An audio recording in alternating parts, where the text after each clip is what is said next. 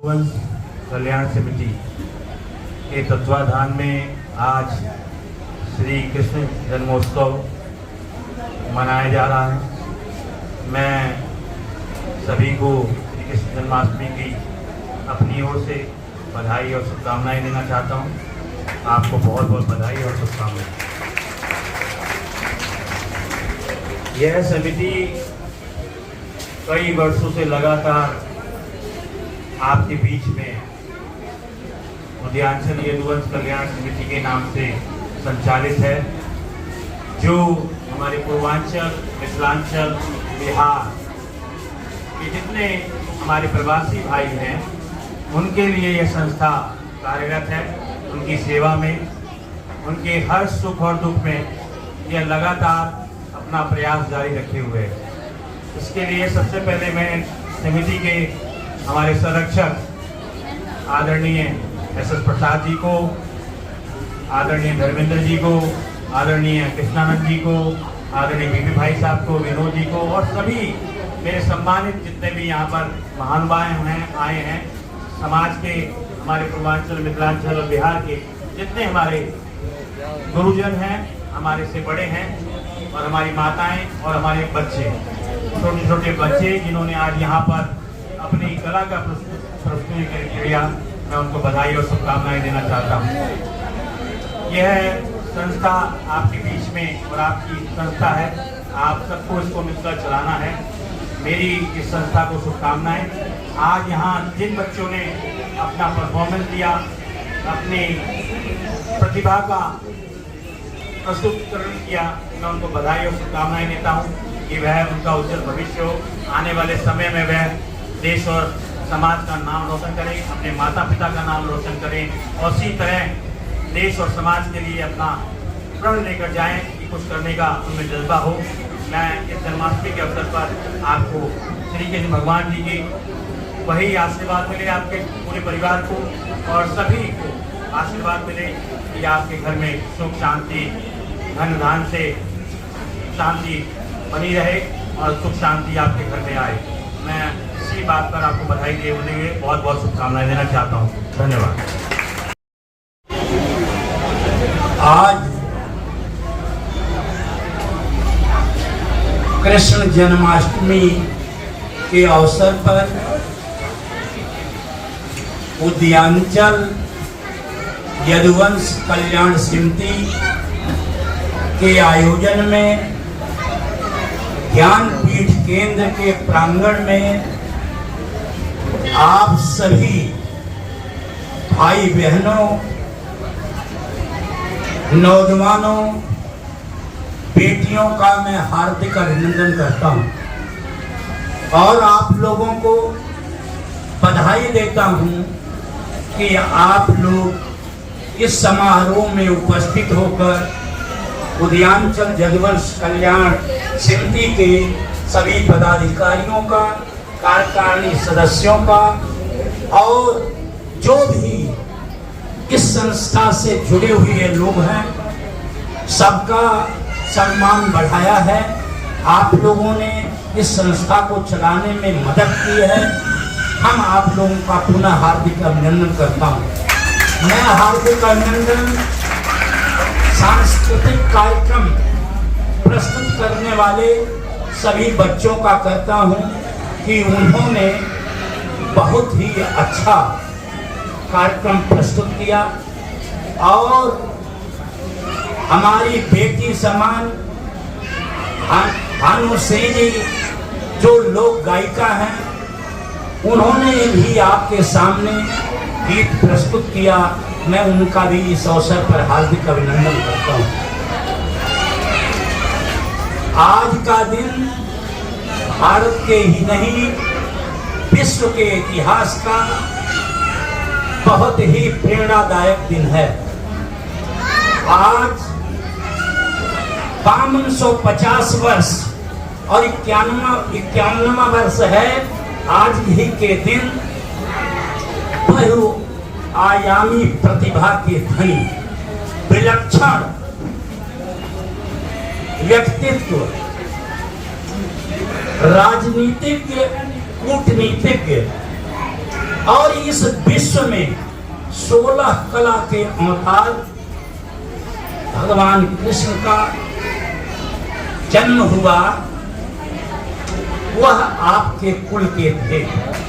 और मैं आप लोगों के बीच में ये बताना चाहता हूं कि भगवान कृष्ण ने समता पैदा किया, अन्याय, अत्याचार, शोषण के विरुद्ध लड़ाई लड़ी और सत्य को प्रतिष्ठापित किया।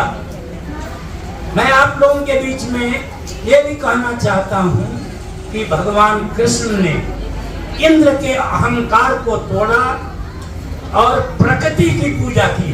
जो गोवर्धन पूजा है वो प्रकृति की पूजा है।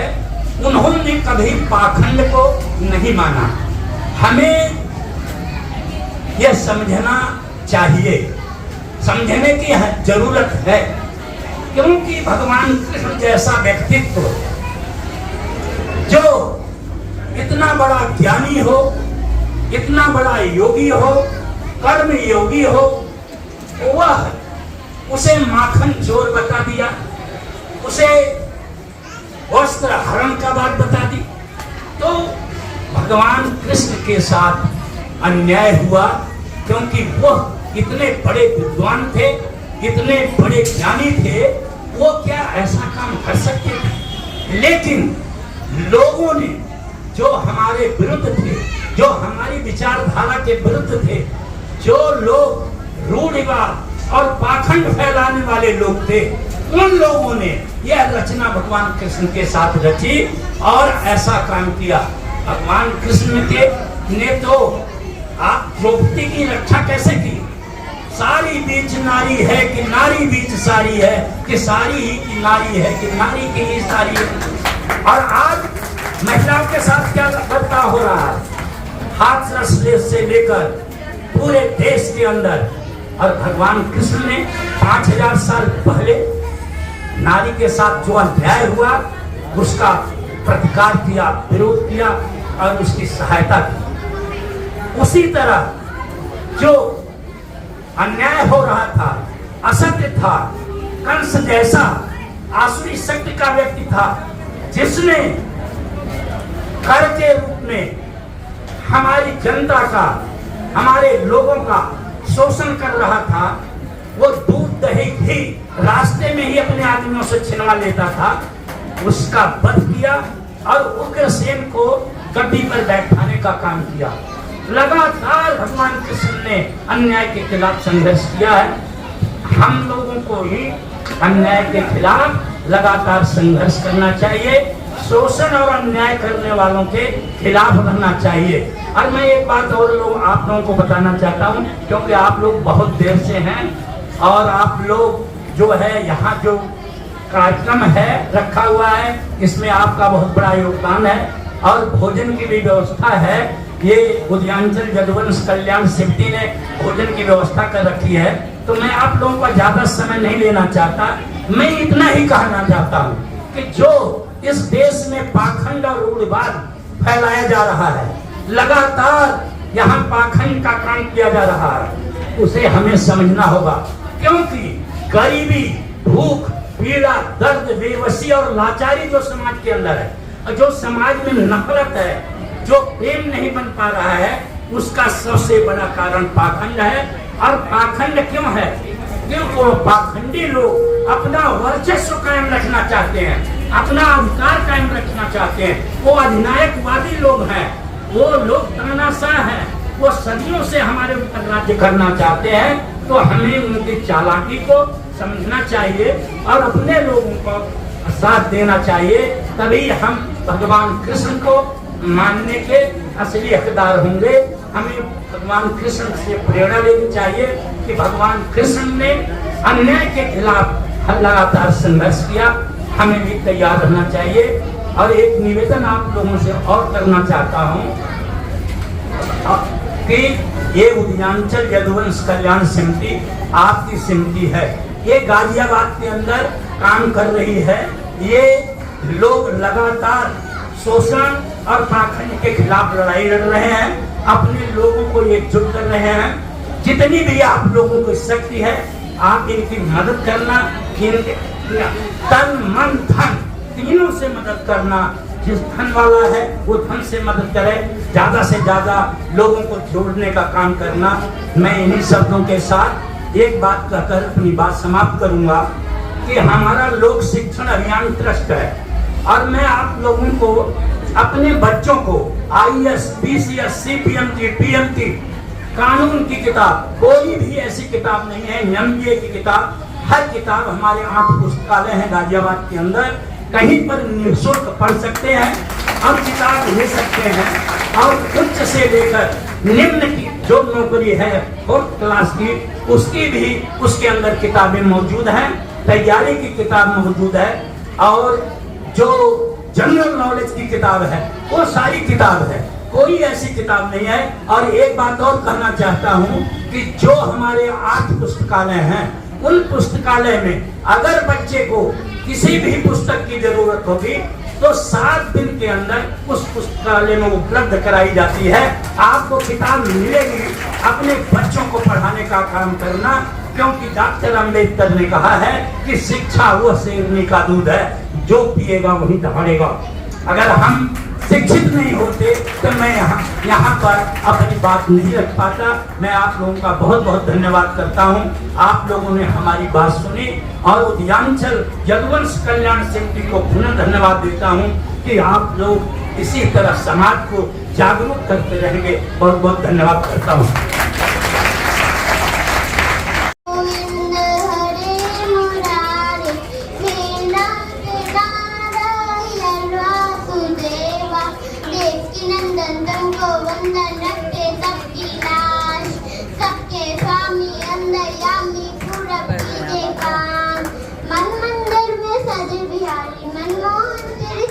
प्यारी बंसी बजैया रास रचैया, दानहार मेरे तू ही की मैया, तुमसे बड़ा यहाँ कौन कन्हैया। श्री कृष्ण गोविंद हरे मुरारे, हे नाथ नारायण वासुदेवा। हरे कृष्णा